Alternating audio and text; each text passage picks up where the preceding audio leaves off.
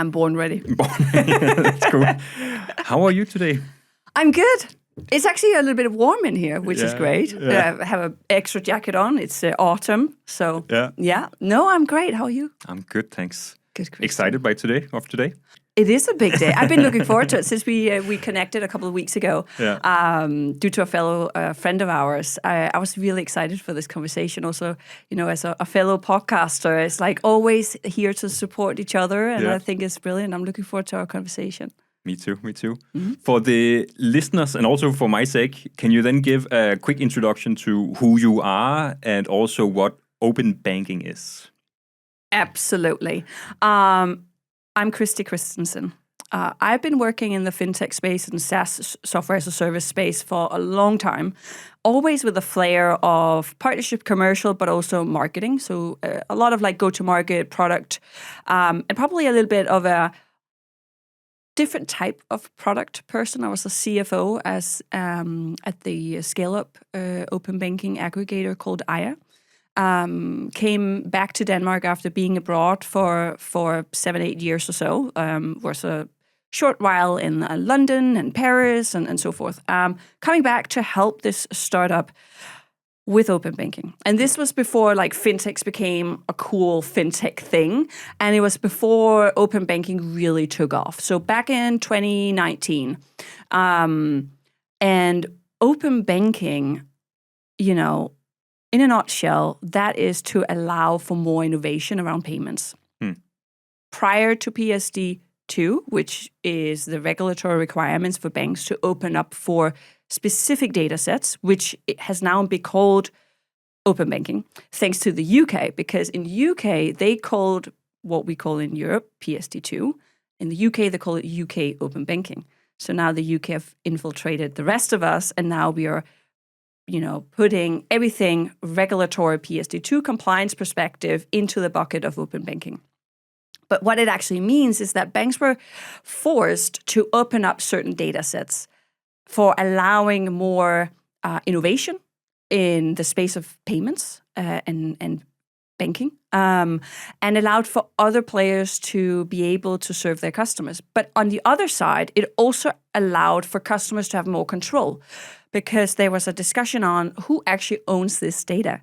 Is it the bank, as they have historically done, or is it actually us as cardholders? Rather, that is a personal person or is a corporate person, right? Who owns that data? The customer should do. You own the data. You should be in control of who can actually utilize your financial data to benefit you. Better services, better products, alternatives beyond your traditional bank.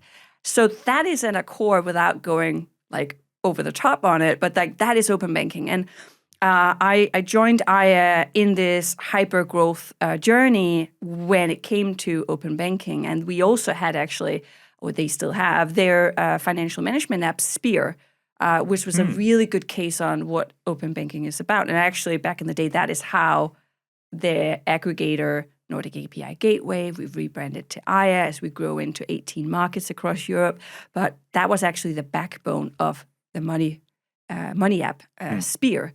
So that's just a little bit about what open banking is and myself. And, I'm a fintech nerd. I'm a geek when it comes to tech. I find it super interesting, and I love figuring out how can we better serve our customers, both with the commercial mindset and go-to-market perspective and partnership, finding out those allies. How can we come together to do better for our customers and not necessarily always have to build ourselves? So yeah. All right. Interesting. So innovation is a big part of open banking, allowing for more innovation. I guess that's with the purpose of serving the customers in different ways. How could that look? Now you mentioned Spear. What did they do? Yeah, absolutely. So be more concrete. Like, can we be very concrete on what it is that you can actually achieve with open banking? Yes. Yeah. So before open banking, if you think back, and it's not even that long ago, right? If you look back at, like, let's say 2016, your banking app were very different to what it looks like today. And Spear created a personal financial management app, so a money app, right? Where you can go in and you can put rules to yourself on, I actually want to save for a pair of sneakers.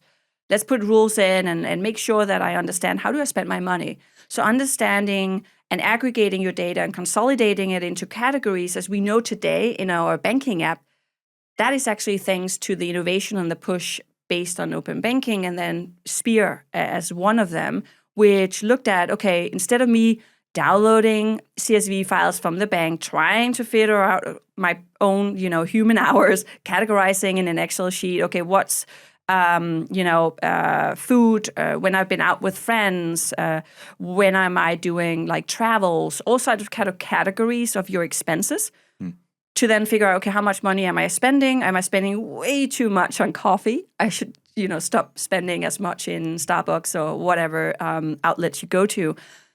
So that's like one example of how do you manage your money and how do you get more clever and you have more transparency into your behavior and your spending patterns. And then based on that, you can help yourself save money for the things you really care about and the things you really want to do, or travel or sneakers or whatever it might be. So I think that's one really good case that illustrates your innovation thanks to open banking, that again, financial data that got opened up, certain subsets. So it would be account information, thanks to the regulatory PSD2 that the banks had to open up for. And the other part is payment initiation. And again, like just to kind of like deep dive into it for just a second, please. PSD2, in a nutshell, innovation, right? But there's a caveat. Only those who are licensed third-party providers can actually utilize this data. So even though the regulatory aspects, and we're saying, oh, we need to have more innovation, we need to do more, we need to have more control and so forth. It's not only banks that allow for this, and not only those that sit on the data, but you still have the bracket on you as a licensed third-party provider, rather as a fintech or anything else. You still need to go through a long process, invest a lot of resources, time and money to get to be a licensed third-party provider. So it's still within reason, right? Yeah. But going back to your question around use cases, personal financial management apps, like the likes of Spear. Now all your banking apps have that. They reconcile your data. You have your spending dashboard where you can see how much are you spending. You can even also consolidate all your banking accounts in one. So for example, at Danske Bank, you can actually say, oh, I would like to get an overview of all my banking accounts, right? And other banks are doing this as well, because again, it's like if you as a customer would like to, then the regulatory compliance perspective allows for that, because again, just as Danske Bank need to open up for data, so do other banks. The other bit is in terms of payments. So now when you go on, let's say you saved up for those pair of sneakers, you really want to buy them. You go on Boots or wherever else you buy your accessories. And you go in and you can choose what type of payment method you use. One of them being pay by bank, or it was also called what was it called? I feel like this has been changed names like multiple times. Anyway, but right now it's called pay by bank. That's account-to-account payments, and that is also based on the open banking rails, if you like. So again, it's just an alternative, and it's a faster way of paying. So it just helps to allow for that choice for a customer and allow for making sure that they understand how can they take advantage of their own data. Another example is in lending. So again, within Danske Bank, when you're looking for a loan, there's a collaboration with a fintech whereby you just allow for that fintech to fetch your data, and then you no longer need to sign up, send a bunch of files manually through a net portal and so forth, right? It just goes through your authentication and the connection between the fintech that you give the permission to then send data to the bank. So it's so much easier. So you don't have to worry about uploading, downloading, figuring out what else do they need. You just give the authorization or the acceptance that a fintech can share that with your bank, because that allows you for a quicker assessment in that loan. All right. So it's very much opening up the ecosystem for other players to partake in creating bank products towards customers, whether them being personal customers or business customers. Yeah. And I think Klarna is a good example of this Klarna as well. They're completely disrupting buy now, pay later. Yeah. And that, again, is a way of looking at, okay, how do we actually serve our customers? There's a gap here. How do we do something that the traditional banks are not doing? And just looking at banking from a more innovative perspective. So yes, that's also the premise of the regulatory PSD2 and open banking, right? They wanted more innovation. They wanted more competition in the market. And that's thanks to that. All right. You mentioned this about these third-party providers that you need to kind of comply with a lot of regulation before you can actually become a partner in this ecosystem. Is that something that's changing, or is that just how it is at the moment, or? I think with PSD3, they're trying to look at loosening it up a bit. Okay. But again, I think, you still need to be a license. They're just trying to say, okay, could the barrier of entry be a bit lower? Let's see what actually happens there. But what I think and what we are doing at Danske Bank, as I sit now in Danske Bank as a partnership manager and focusing on how do we actually drive innovation and how do we drive collaboration across the ecosystem, right? We look beyond the regulatory, because one thing is that we as a bank need to be compliant. Great. But that only allows, again, for those who are certified, those that are licensed as a third-party provider to play. We want to allow everyone who we, of course, know who are. They need a certificate in terms of we need to know who they are as a business, in terms of our KYB and so forth. But we want innovation beyond again, now I get very technical, but like the AIS account information and the payment initiation within the regulatory setup, right? We want to go beyond. So we want to say, okay, well, that's fine. You have the data set you can get through a third party, but you can also get it directly in addition to what you do traditionally from files. Also, there is a need for more real-time data. So files today, as you can do with your bank as any business, you can access and get access through to files in the bank. But if you want this data in real time, the files, let's say once a week, multiple times a day, it's expensive. But if you want it instant, you need an API. We're also living in a world where we are API driven and we're living in an API economy. So it's natural to go towards APIs. And this is a new way of thinking as a bank. But I would actually say a huge thanks to the regulation, right? Because thanks to open banking, this concept of exposing APIs have become more. Banks are more at ease with it now because they have tried it, they have known they had to in order to be compliant. But now they know what that means. We at Danske Bank now are going beyond open banking and saying, okay, what additional data sets could we expose through an API?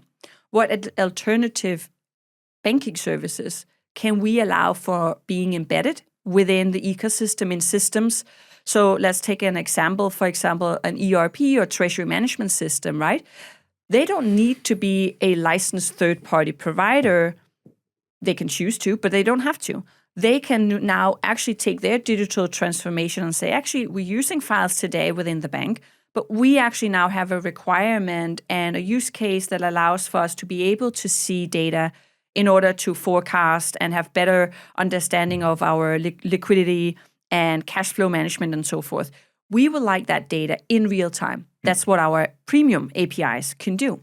So then now we are saying, of course, you can do open banking through the third-party licensed third parties, but you can also now take your files in this digital transformation journey and say, if you need real-time data, our premium APIs can help you with that. But also, we're not only saying that, we're also saying, okay, what else do we have within the bank? The bank have so many internal APIs. Together with our customers, we are trying to figure out, and we're collaborating with our partners as well as customers to understand where is the biggest ask for premium APIs. FX being another example. So FX, if you want to execute, report, get rates within FX trade, why don't you just get that through an API from the bank? So all of those things are in our early journey of exposing premium APIs. So premium as in addition, beyond the regulatory open banking. We are exposing that in collaboration with our customers. So working very closely with them to understand what's needed from them at scale, but also with our ecosystem players. So again, ERPs, treasury, FX platforms, systems, and also internal systems within the organization. Another example is we have a customer who actually want to do streamline their reporting to executives. Instead of like the executives coming and nudging on their door every day or so asking for status, they can create their own internal dashboards where the data is available in real time for the executives. So regardless of what hour of the day the executive wants to know, how is the business doing, they can see that. So internal systems as well. And just a kind of an add-on there, we want to be partner agnostic, right? So whoever out there wants to and see that there's a value of the premium APIs and getting access to that real-time data from the bank should be allowed to, as long as they adhere and we know who they are and so on, right? Of course. But we're not going to exclude anyone. We are partnering with everyone. It's a partner program, right? And we're in pilot, we're testing it. So let's build those capabilities together as well. And I think that's like a fintech mindset that we are bringing to Danske Bank. And we're also looking at how do we work across the organization on bringing this to fruition to help our customers and also together with partners. And I know you're going to ask about this, like the recent announcement we did just a couple of weeks ago. But, that's just one example of a system our customers have chosen. But we're partnering with all the systems our customers are choosing. Like we want to be wherever our customers are, wherever they're doing their daily banking tasks. We want to make sure that if you have Danske Bank, you're going to get the best service out there in your systems, regardless of who they are. We're not going to handpick, choose some over others. No. We're just following our customers. So wherever they want us to show up, we should do that. Is that the reason, or is there also a financial motivator for doing this? You mentioned a premium API, for example. Is that something that comes at a cost for the ones that integrate to that API, or is it free to use? Or how is the business model around this? Yeah, sure. Right now it's in pilot, right? So we're testing. We're still early days, right? Again, really much like a testing and learning, co-creating capabilities with our customers. That, of course, is in a freemium model. We're also exploring the pricing model, to be completely honest, right? But nothing is free in this world. So, of course, it costs. And also from a banking perspective, the regulatory perspective, we can't monetize. No. Right? But just like our files have a cost as well. So, again, it's just a tech choice. Today you're using files. If you want to then say, actually, I do need real time, so therefore I'm going to start utilizing the APIs, that also comes with a cost. So nothing is free. No. So there is also an incentive to actually create some business around Absolutely. this, which makes sense. Yeah, and I think the way I look at it as well is like it's the bank's own digital journey and their adoption of digital channels and so forth, right? Files, we have done that brilliantly for a long, long, long time. Now the bank also are through an innovation journey, and APIs are just another channel of communicating with the bank. Again, it's up to the customer's choice, right? If files are perfect and it works for them, they'll continue doing that. But for those who want that real-time data and want more of an API connection and channel into the bank, then we serve that as well. But again, like we're just going to allow for multiple choice of communication channels and ways of engaging with the bank. So I would say it's an extension of the structure and setup and the model at Danske Bank. And again, it's very much into the 428 strategy as well, that this is the route as a bank that we're taking. We want to serve our customers wherever. So that also means there's going to be enhancements within our own district, right? How do we serve customers even better there? And how is this whole ecosystem based on choice serving our customers? You mentioned that you are right now piloting the Premium API at least, right? Yes. How far are we in general with open banking? Is it something that's just starting up, or is there already a lot of solutions available, or is there still a long way to actually have the open banking vision? Yeah, I think this is a really interesting question because as being part of like the early days of open banking, right? You were figuring out where do we see the biggest use cases. I would argue the majority of the use cases are on retail personal banking. So us as Mr. and Mrs. Smith, because you give that control back to the customer and so forth, right? And the use cases we talked about before. How do I better understand my behavior when it comes to spending? How do I better save? How do I get better services through platforms? That's like Klarna, pay later, buy now, pay later. Excuse me, or if it's through banks in terms of loans and so forth, right? The other side is on the corporate side, cash management and so forth. Again, the data is there. Monetization, I think there's been a two-sided discussion there. Do we see enough in open banking holistically in the ecosystem? Monetization advice out there for the aggregators, so the likes of my former teams, the IS, the MasterCard open banking services, right? But also now at Danske Bank, we're looking beyond the regulatory, right? And I think that is where it becomes really interesting.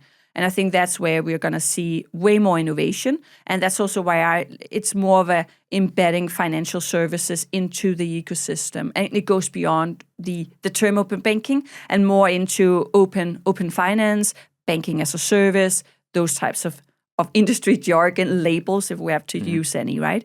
But again, I think it's opening up and it allows for the bank to be more innovative as well. And I think that's what I am super passionate about, that we shouldn't just only do what's required to stay compliant, but we should go beyond. We should think about, okay, how do we actually position ourselves as an innovative bank that invest in technology, that understand the importance of API capabilities and understand the choice, right? And again, files and premium APIs, as well as, of course, the open banking APIs, are going to live side by side for a very, very long time. Where do you think, now you mentioned also something like open finance. What's kind of the end goal here? What's the vision, like the long-term vision here? What's possible with this? So this is my own personal reflection here, right? I'm kind of like noodling around with this concept of we as a bank, or a bank, I should say, why don't we just power financial services? Why don't we just power people with financial data, right? Should we not, in addition to what a bank is really good at, should we not just power the ecosystem and become that infrastructure? And I think that is super interesting. And looking at how do we just serve our customers, we don't necessarily have to be the owner of the interface. And I think that's also what I got so enthusiastic about as part of kind of looking into joining Danske Bank in the first place, because of their Forward 28 strategy. And, the bank are so, in my opinion, forward thinking, because they are willing to open up and relax the control that the bank don't necessarily have to own the interface. They just need to make sure that they serve the customers in the best possible way, wherever they want to be served. And I think that is what we're going to see more of, because I was just having a conversation the other day. It's like, no one wants a bank. They just want banking. They want to move money. They want to pay for stuff. They want to understand how much money do I have do I have? Doesn't even have to be a traditional bank account per se. It just needs to be somewhere. We're seeing stable coins coming in now, right? So I think it's super interesting. And I think we're going to see a lot of disruption in the space of money and what it means in terms of finance. And for me, I specifically sit with a focus on corporates, right? Focusing on the ecosystem around businesses. How do we help serve businesses with access to financial data and understanding that? And again, with everything that's going on in the world, without going into all of that. But it has never been more important to understand your liquidity and understanding how is my business doing right now.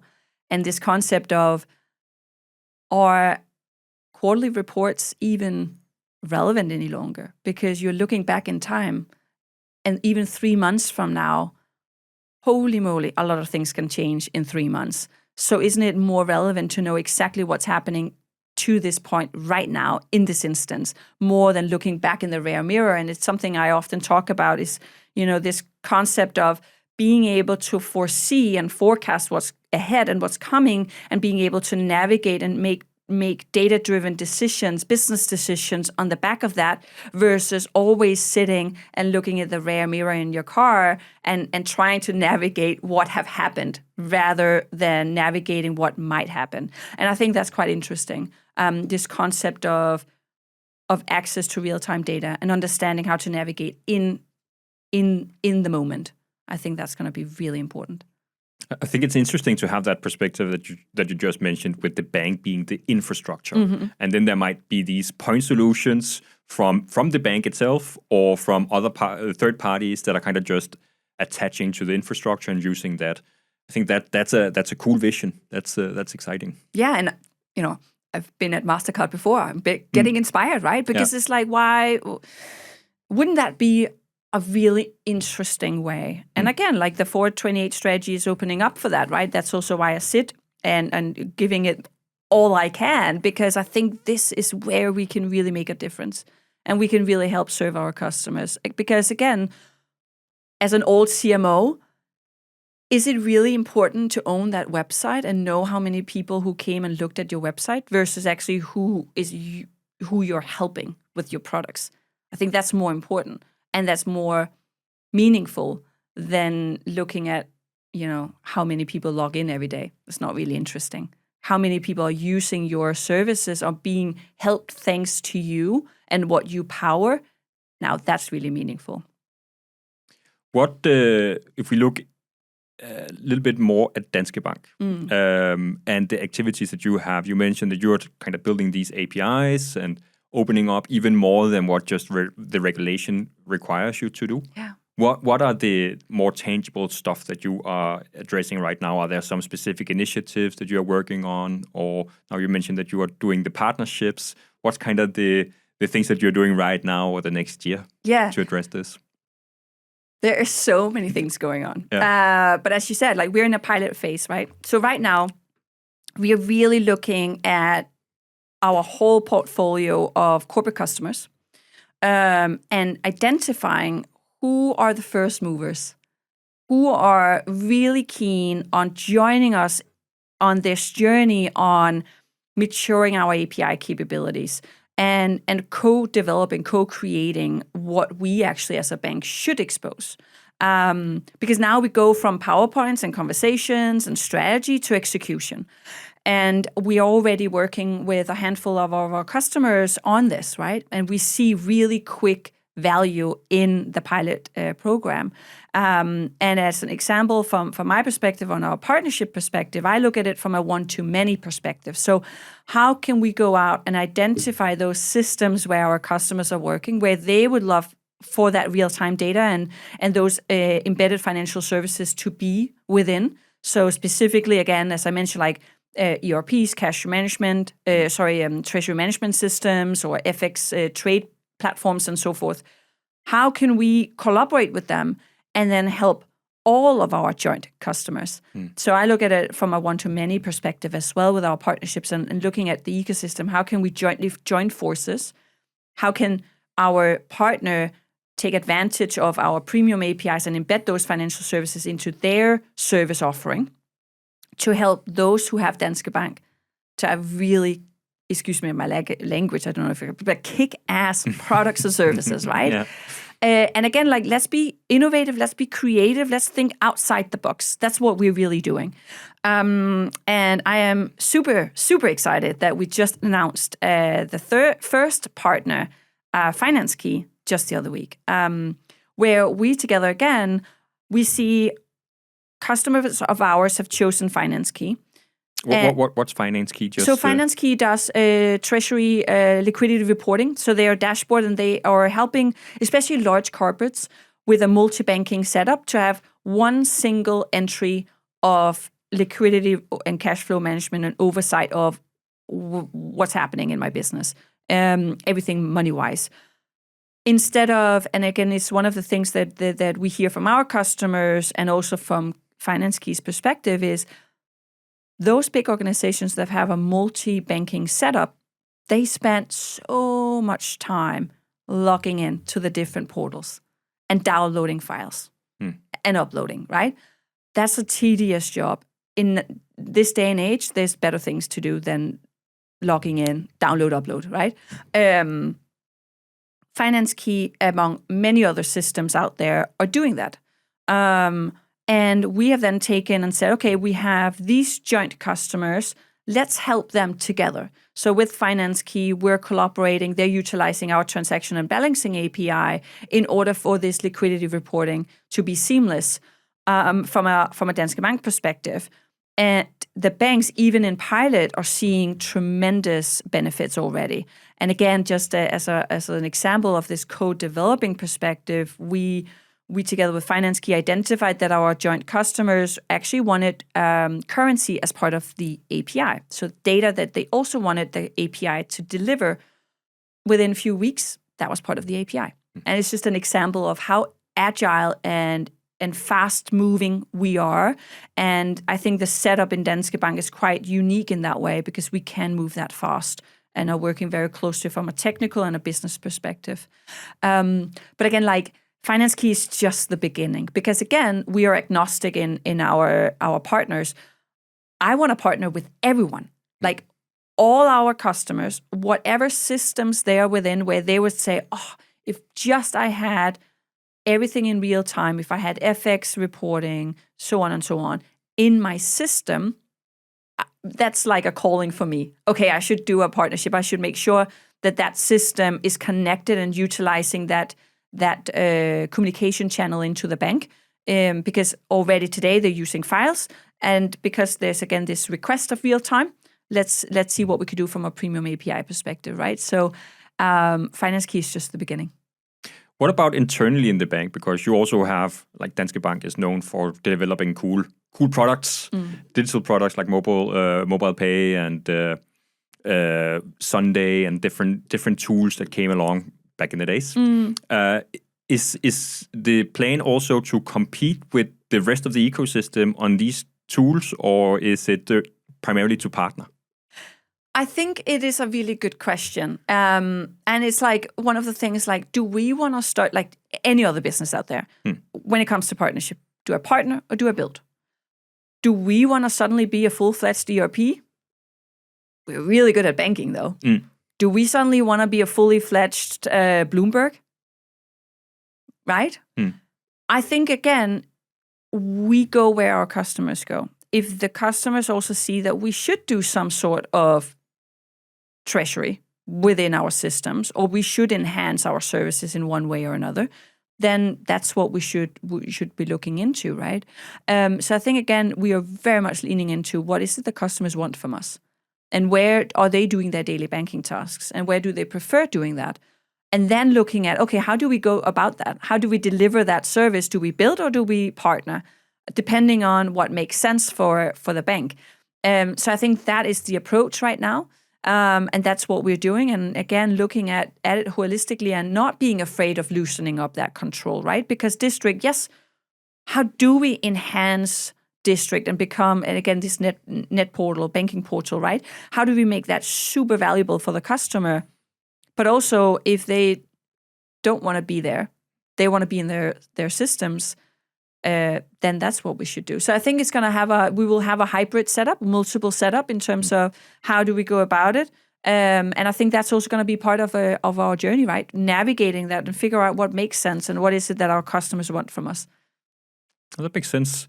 Let's switch gears a bit because we've been talking about kind of the very positive side of this. I would like to double click on some of the challenges that could follow with something like this. Before we started, we just briefly talked about what happens if Facebook gets access to all your financial data. What are the implications of opening the bank that much? Ooh, I think this is a big question, right? Because now we're touching also on the Draghi report. So Draghi came out and said, Europe needs to be way more competitive. We are being run over by China and the US. Now there's a lot of incentives on like, okay, what do we do? How do we go about that? And also a bit more on how do we bring innovation back into Europe? How do we foster innovation in Europe? And how do we do more? Nordic FinTech Week just happened, and they were starting. They did a suggestion on what would a strategy for the fintech landscape look like. What could that be in terms of also boost innovation and competitiveness? And again, we are seeing FIDA, another regulatory push in terms of opening up for additional data beyond what the open banking regulatory PSD2, now PSD3 is coming in, are doing. So they're looking, FIDA is looking into, for example, insurance and investment data. What's happening is that, you have, this is a political collection of folks around a room aligning on, okay, what do we actually want to do? Some countries, some areas in Europe don't want the US to come in and get access to this information. They want to hold them out or keep them out of this. So with FIDA, for example, there are some members that don't want the likes of big tech coming in and suddenly being able to provide financial services. You're seeing it in the US. So, for example, Amazon, you can actually do a financial loan in order to buy, I think it's a Honda or whatever it is, on their platform. So you see it. WeChat in China is also a financial tool, right? And again, I think back in the day, we talked about the super apps. Will they ever enter Europe? And I think they will, but it would be within our European infrastructure and gated within Europe. And I think it's interesting to see that it feels that the environment, ecosystem, the industry, especially within like fintech, tech side, are becoming more of like an us and them, and it becomes a competition. But if I should be totally frank, and my personal observation, we already have really cool technology in Europe. If we really wanted to put down the barrier and say us and them, we should, really keep the US out. What about some of the big giants we have here, where they're completely infiltrating the way we're working and the tools and so on, right? Surely there's alternatives out there. Google, there's a French search engine. Why don't we just use that? Why do we use Google? So I think how much is pointing fingers and just coming up with a lot of arguments versus doing. Like, let's maybe stop talking and just do stuff. That's my observation. But yeah, there's surely a concern that what would happen if the US also get access to this data, and Europe are screening that and want to keep them out. So that's interesting to see what will actually happen, because again, this is talks. What will actually be written down and would be a new requirement that companies would need to follow and comply with. I think that's going to be quite interesting to see where that lands. So today, it's actually possible for something like someone like Facebook to actually become a licensed third party.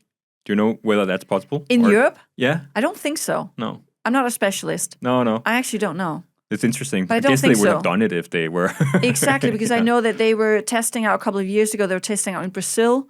They haven't talked about Europe. I think I think it's complicated, but again, I'm not a specialist, so now There's I'm just speculating. There's probably some regulation saying that, like, outside of EU, you can't do it, probably. Yeah. All right. What from a practical standpoint is hindering open banking at the moment? Is there something like, is there adoption from the users, or is it not enough funding, or is there something that kind of hinders the progress of open banking? If you look at it from an ecosystem perspective, I think, I had on my own podcast, I had a conversation with a founder of a consultancy house, and she helps fintech specifically to gather funds. And she's like, funding is out there. You just need to actually know how you ask for it. And I think there's becoming a bit of a, not laziness, but a wrong narrative on what it takes to be a founder and what it takes to be a unicorn or hit the unicorn status. I think it's been glamorized, that it's this wonderful thing. You lean back and you're doing really cool things, and you go on, Instagram and TikTok or whatever, and you do all these talks, and then suddenly you're like a billionaire and life is fantastic. That's not how it works, right? Also, it's hard to find the right investors. You need to make sure, how do you actually build a right team around you in order to scale as a fintech and a startup? How do you make sure you have the right boards? There's a lot of conversation about board memberships right now. How do you make sure you build the right team to scale and succeed? And again with investments, right? Make sure you ask and identify the right way of gathering funds, right? VC is not the only way. And I think that is quite interesting to see what's happening there. And I think people need to be a bit more realistic, I suppose. But also, like, when we're looking at it from a partnership perspective, just because you do a partnership with a bank doesn't mean you have to lean back and like everything, like the bank is suddenly just bringing you all the business, and that's like the rubber stamp and job done. That's when the real work starts. When you have that partnership, you need to make sure that works, that the services that are in scope actually, are being brought to life. Just the other day on a panel, the press release and the champagne popping, that's just the beginning. The hard work starts after that. And I think, again, some of the narratives are there stops at that champagne. And we forget that that's only the beginning of a real partnership and the real work. And, the value comes, the money comes after the fact of that announcement. I'm curious whether there are some structural challenges, just thinking also what you mentioned, the Draghi report. One of the things that they mentioned there is that regulation is different for every nation in the EU, right? Funding is also less, it is, fintech is of course one of the areas where funding has always been there, more or less. But in the EU in general, funding is lower than compared to the US. Yeah. So I was just considering whether there are some structural challenges that makes it difficult for the ecosystem to actually happen across borders, for example. Whether there are, now you have an API, I don't know whether you follow a certain standard that is also the same for the rest of the banks in the EU, or whether it's just up to you to define how your API is structured. Are there something in that space? Oh, yes. I think, okay, now you're touching up on a really interesting point. Standardization, right? And like, as you said, are we organized in a way to facilitate innovation? Historically, files, ISO files, there's a standard, everyone follows it. Great. APIs? No. It's really messy. We at Danske Bank, because of that, again, like, we're so customer-centric, we selected the most common standard out there, the Berlin Group. So that's the one we are using for our premium APIs, and as we're exposing these additional services through our APIs. Because again, streamlining and making sure that you have a standard way of engaging and communicating, and once you get data from this bank or this provider and this provider, that it's all consistent. That's just not the case. So that's something that we like. And again, I would like make a huge shout out, like all of us, like now I'm putting the banking hat on, right? But like we should all collaborate because it's the best interest for all of us because our customers will be happy. We should all collaborate. We should follow the same standard. We shouldn't have banks making up their own standards. They're working against the system because if you have a standard, if it's the same, it's just easier for everyone. So that's why we have chosen the Berlin. It's the most used standard out there. But there is not a. And again, it's the do we absolutely, as a bank, have to have a regulatory requirement for us to work together and to find a standard? I find it interesting. But yeah, so it does make things complicated, to answer your question. Yeah. And I think also when we look at, I think the network for telco, it's a really interesting space because it's almost similar. Could we in the banking space take inspiration from that? Now we have, connectivity across countries and mobile providers collaborating. So when you're out traveling as well across Europe, it's still the same fee when you're calling or text messages and so forth, Wi-Fi, all of that. I think we can really learn from that, of their innovation of collaboration and trying to streamline their connectivity across borders. And I think we could take some inspiration from that in the way that, okay, how do we actually streamline and collaborate across borders to make sure everything is seamless and standardized? And but that requires a lot.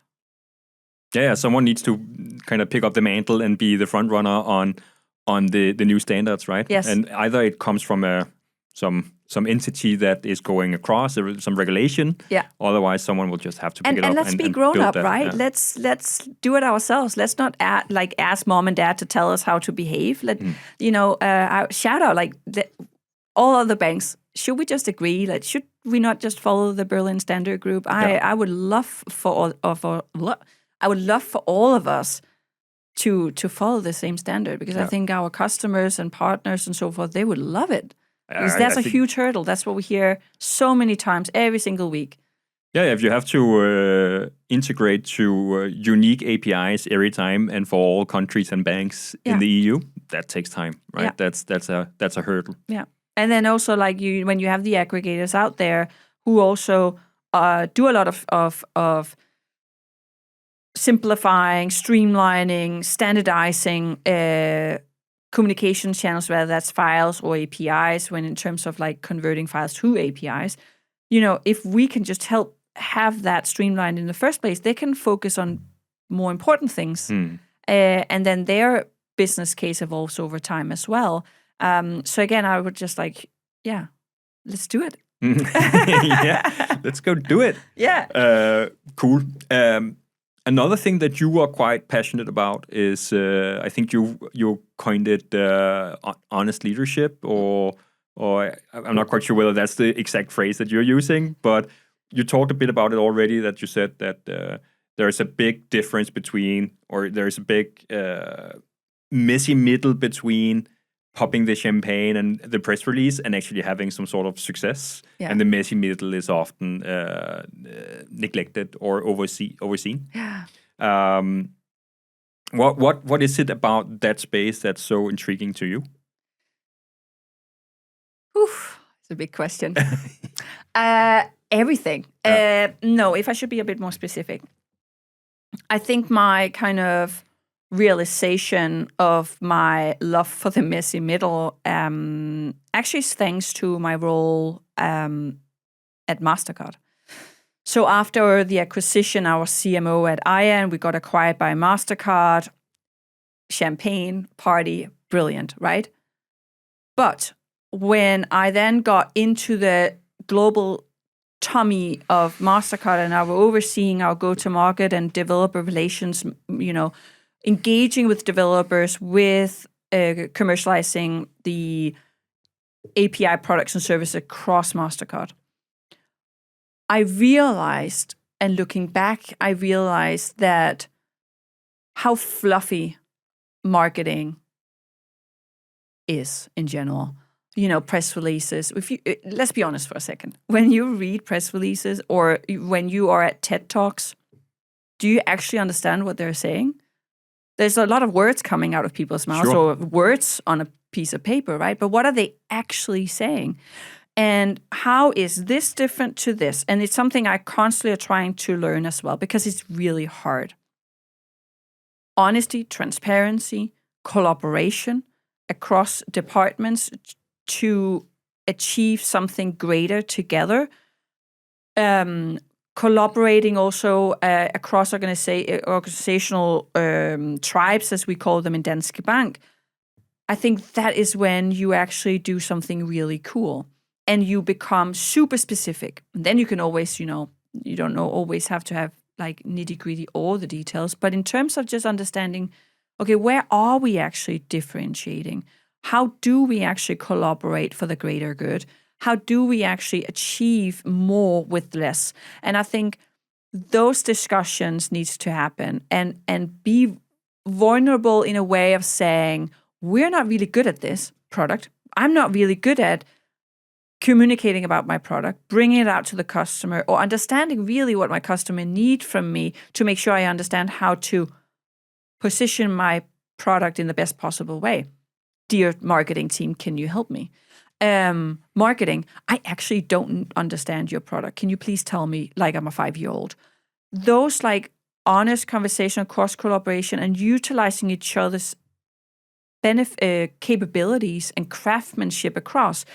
Developers and engineers are so talented. They're so intelligent. They are the cleverest people in the room.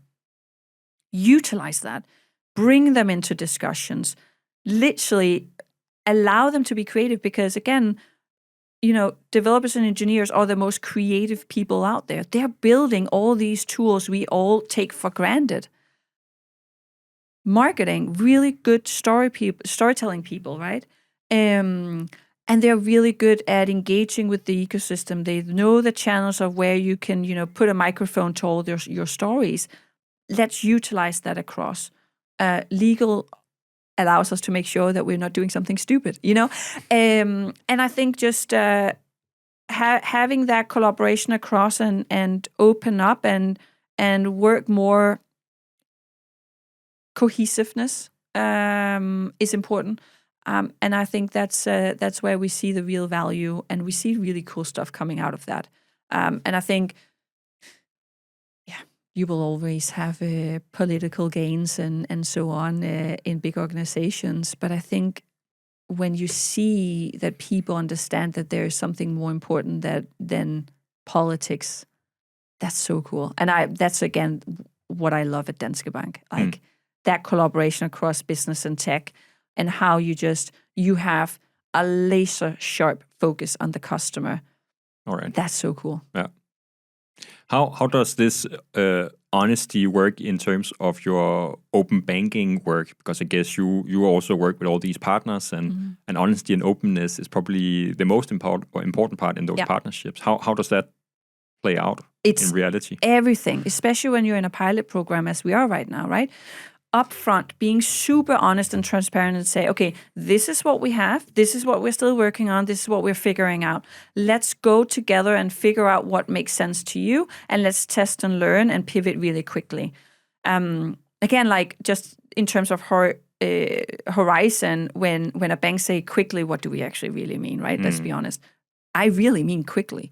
We launched the first 4 premium APIs May the 8th this year. We're already live. We're already in pilot with a third party and also a group of customers, right? That's how quick we go. And we couldn't do that if we didn't have that mindset of honesty and transparency and like really focusing on, let's bring the best folks around the table. Let's get this done. And transparency is super important, because again, if you have the wrong impression or expectation up front, you can only be disappointed, and it can only be a bad pilot project collaboration, right? So it's so important for our pilot program, and the way we go about it as well, everything is transparent. Like we're having meetings where we're literally like showing them, okay, this is what you showed us, this is what we see, doesn't make sense. Like really bringing our customer and our partners into a task force and collaborating on those API capabilities. And I think that is really what is a fintech mindset in my mind, this very agile, quick way of collaborating, fixing. Again, going back to this concept that our partner's saying, oh, could we get currencies in the APIs? A few weeks later, done. Yeah. It's there. And again, if you didn't have that transparency and open saying, oh, actually, we don't have it, or they felt like they were in an honest, safe space where they could actually ask us for something, and they felt like we were listening. I think that's another really important part, regardless of leadership and so forth. Active listening is so important, because if you don't, sitting on the other side as a customer, if you don't feel like the other person is listening and are actually not in it to make you succeed and are actually just in it for their own gain, would you actually ask them for additional things? Would you actually open up and say, this is actually not really working. Could we do that better? Or what about this over here? What do we think? Can we do something? You wouldn't. You wouldn't give it at all, because the other person is not really leaning into that discussion or not truthful or forthcoming. And I think that's what is in the DNA of our approach with premium APIs. And it's so important for driving innovation and collaboration, because it's a two-way route, right? We want to succeed. They want to succeed. Customers want to succeed. It's a win-win-win. There's no one will lose here. But it requires a mindset of leaning in and being active in the engagements and being honest and transparent. And that's something that we constantly are learning, forcing ourselves to do. But I would also say it comes relatively natural because of the team that is focusing on this area in the bank. I guess you are fortunate to be in a culture where this is more or less happening already, I guess. Danske Bank has some transparency, is open, works in an agile way, works closely with partners. If another company, let's say that, let's make a fictive company where we have a completely different setup. The culture is that you are not open, you don't share your concerns, you don't tell what you actually mean. It's way more political. How would you change that? Let's just be honest here. Danske Bank is probably not like that across the whole bank, right? I can only speak for myself. But what we are also doing, and to your point there, the way that you are a product owner of an API that is exposed is very new and different to when you are exposing or publishing APIs internally. So just hit the microphone. Let's see. Let's hope that that's fine. Go ahead. I'll just sure, go ahead. Yeah, go ahead. No, I think it's. Let's be honest for a second, because again, would we be as transparent and open and so forth as everything we just talked about across the whole bank? Probably not in that way, because, and again, I can only speak for myself within the tribe that I sit within at Danske Bank, right? But even within the organization, when we're speaking to other product owners across the organization, exposing an API like we do, collaborating with a customer or a partner in that way is also new to the bank. So we also need to educate and inspire and show the way internally to bring other people on board for this, right? Because again, it's a journey. We just started it this year, truly, right? But I think it's that, like, creating an environment where people feel like they can ask a lot of questions and be inspired by the others. Identify those ambassadors, those first movers that really can show the way for others, because also people don't really want to be told, oh, you have to do this. It's boring. But what you want is like your peers. So we're utilizing the product owners of those who have the premium APIs exposed already. They're, in my book, the front runners, the first movers in this space within the bank. We're utilizing those to inspire their colleagues, their peers, because it's also a mind shift. Your product that you have internally at the bank are there actually a need for that externally? So it's a whole different way. Also, now I come from an API world, right? Exposing an API takes way more due diligence in terms of documentation, referencing, making sure you can sell it. Because again, we should, as part of Forward 28 strategy, we should have an API, what I call API commerce side, right? It should be as easy as, and then you can argue if it's actually easy, but like the IKEA furniture assembling like recipe, right? Should be like that. If there's I heard the other day, oh, my IKEA furniture had an extra screw, I got confused. Like, did I do something wrong? Was I missing a point? It shouldn't be like that. Even when you're also integrating and implementing an API, the recipe, your documentation, how you're selling it should be as smooth as possible. Shopify is doing a really good job here, right? Twilio, which I'm a big fan of, another big US company that does a lot of like notification text and so forth, doing a really good job on their developer-first, developer relations approach, right? And that's very different because suddenly your API, your documentation, your whole booklet is your sales tool.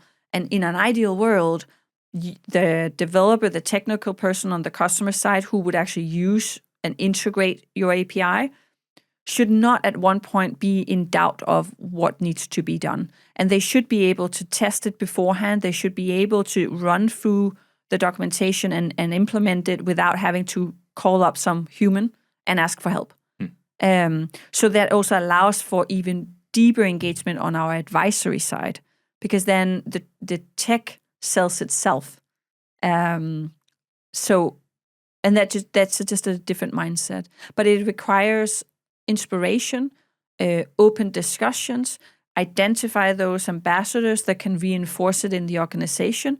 But it is a mind shift, and that takes repeating stories, show up, road shows and so forth to make sure people are also aware. Because right now we're just this area in the bank over here on the corporate side. How do we make sure everyone are exposed to that and inspired by it, and hopefully want to join, right? Let's make a little community out of it. So yeah.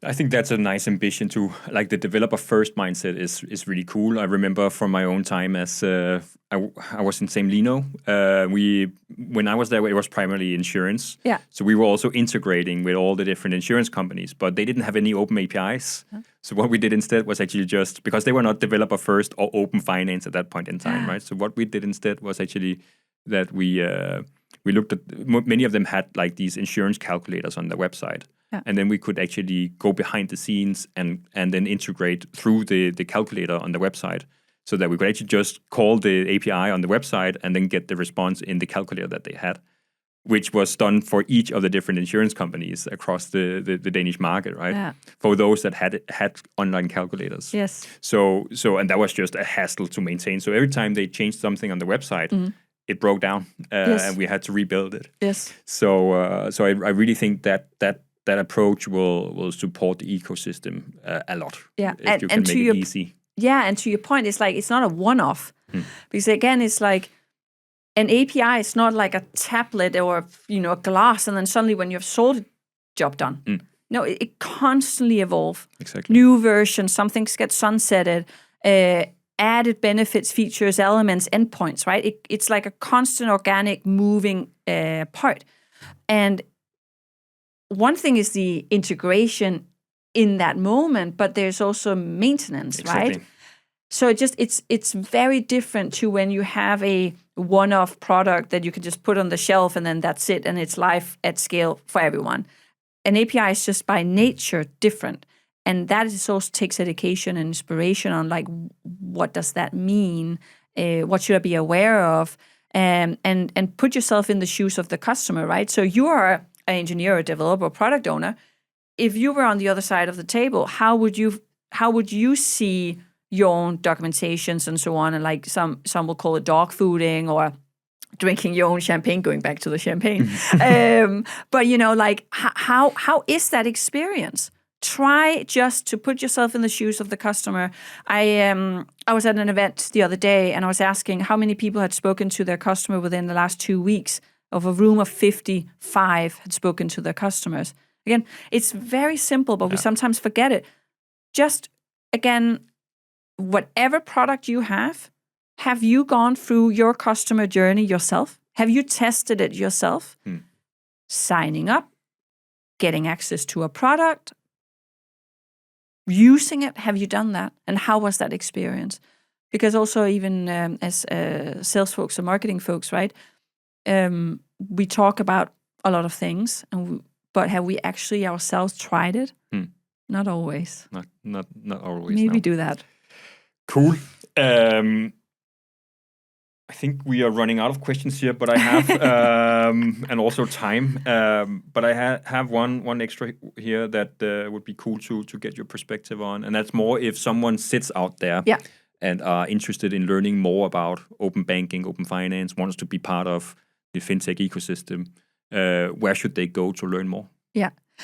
We actually just recently updated our web page. So on Danske Bank, under corporates, large institutions, you'll find our Danske Bank integrate with Danske Bank.